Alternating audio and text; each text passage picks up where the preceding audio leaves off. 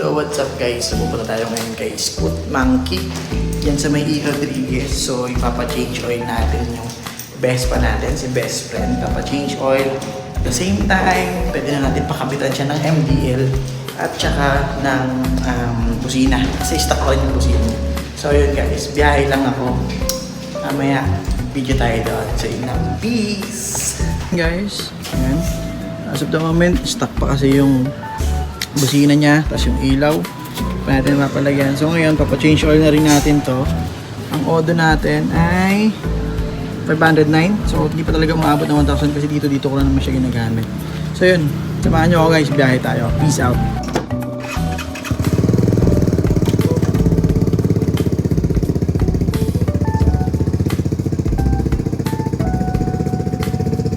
Guys, yan, nandito tayo ngayon sa Scoot Monkey. Mangi tayo. Ang problema natin guys, sarado pa sila. Siguro dahil sa bagyo.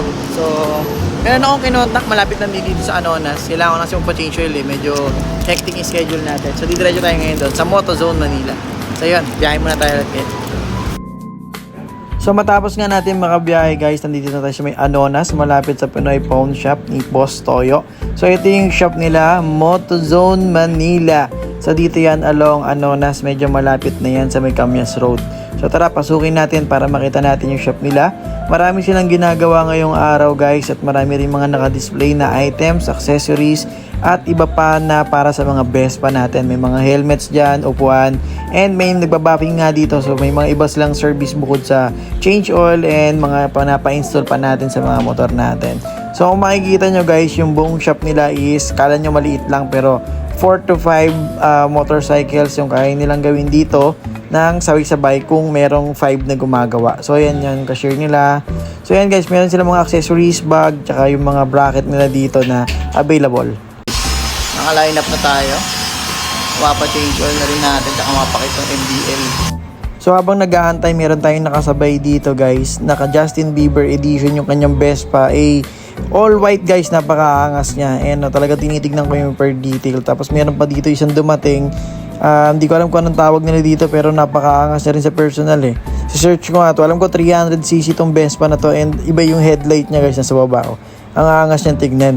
Comment down nyo na lang kung ano yung mga motor na nakita ko dito. Baka alam nyo kung anong model yung color black. At saka itong color white na binababa nila.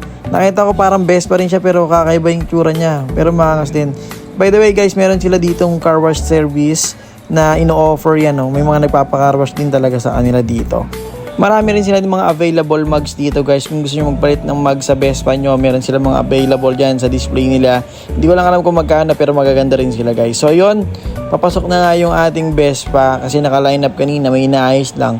So ito na yung Primavera natin, si best friend, ipapasok na siya sa loob and sa wakas, makakatikim na rin siya ng change oil kasi for almost 1 year mula nung binili to.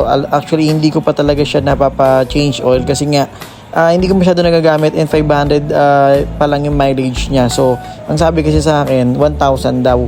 Pero yung sabi nga ng iba, baka daw ma-expire yung engine oil or pati yung gear oil. So, kailangan na talaga siyang pa-change oil. Nung tinanggal siya ni Kuya Jason, tinanggal niya yung mga langis. Napansin ko, talagang medyo maitim na rin talaga siya guys. Kasi kahit hindi ko siya masyado nagagamit, I think parang nagdudumi rin siya dahil sa tambucho or dahil din sa ewan ko ba, sa humidity or something. Basta madilim din madumi rin talaga yung yung oil niya, maitim siya nung nakita ko guys. So yan papakita ko sa inyo yung video. Medyo dark na talaga yung color niya. Malayo siya dun sa bagong lagay na oil na mamaya papakita ko sa inyo ilalagay yan. So yun guys. Tapos at the same time ipapakabit ko na rin sana yung MDL at saka yung bagong busina na PIA. Kaya lang ang problema is medyo matagal pala gawin yan guys. Abot pala ng 2 oras hanggang 3 oras. Kaya hindi ko na pinatuloy. Actually niready na nga nila yan and yung PIA horn. Tapos andyan na rin yung MDL.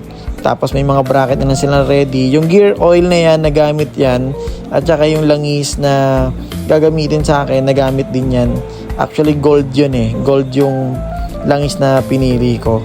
Kasi sabi nila mas okay daw yun. So yun, pati yung oil filter, pinalitin na rin ni Kuya Jason. Pero syempre, papalitan ko na rin talaga yan para at least mas smooth yung takbo niya. Yan yung gear oil guys, yung makikita nyo, malinaw pa siya.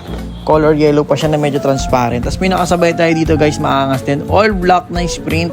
Iba yung version niya eh. So yun, pinacheck ko na rin yung ibang wirings para syempre safe yung mga biyahe natin guys. So yun, habang naghihintay ako dito, check lang din ako kung paano nila ginagawa para susunod. Ako na yung mag-change oil kung may oras naman. Kung wala, talagang dito. Yan yung oil na nilagay sa akin guys. So, di ba malayo yung color niya dun sa tinanggal kanina. So, importante rin talaga siya na napapa-change oil. Yan, natabi lang nila dito si Boss Toyo guys. MotoZone Manila guys, yan. Dito along tapat ng Honda, yan. So what's up guys, so yun, dito tayo sa MotoZone Manila. Mga best mo sa likod. So pinagawa muna natin guys is change oil. Kasi wala sila nung yung may switch na MDL light. So para kasabay na yung busina. So yun, tapos na yung ating change oil. Tapos balikan na lang natin yung MDL at saka yung ating horn. So dito tayo ngayon sa MotoZone Manila with Ma'am Kim. Hi ma'am! Yan, tapos sasama ni Sir Jason niya kasi kaso at saka si Bossy. Yan, alright. So dito yan sa may Anonas, Quezon City. Malapit dyan sa pawn shop ni Boss Toyo. So yun lang. Peace out!